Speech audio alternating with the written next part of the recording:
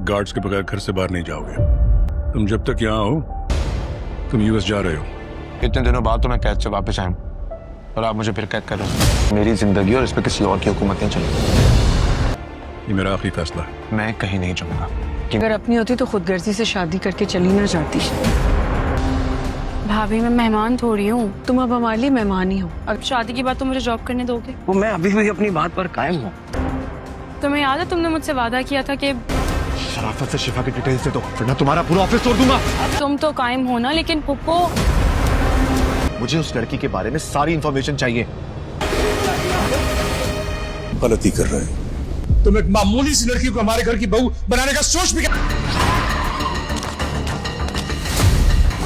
खिलाफ एक लफ्ज सुनने को भी तैयार नहीं। तैमूर अली खान आखिरकार अपनी पावर का इस्तेमाल करते हुए शाजिल को जेल से रिहा करवाने में कामयाब हो ही जाएगा।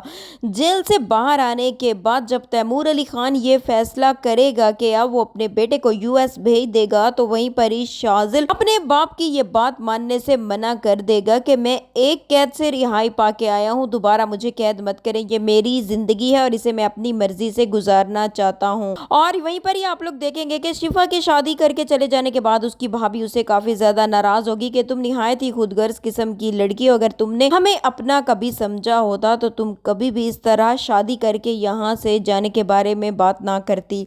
वहीं पर ही आप लोग देखेंगे कि शाजिर जो कि शिफा को ढूंढने की मुंह तोड़ कोशिशें कर रहा होगा, आखिरकार रोड के किनारे वो खड़ी हुई नजर आ जाएगी और वहीं पर ही शाजिर अपनी गाड़ी को पार्क करके फौरन ही शिफा की तरफ दौड़ेगा और उससे अपना तारुफ करवाने की कोशिश कर रहा होगा कि वहीं पर ही इमाद भी पहुंच जाएगा।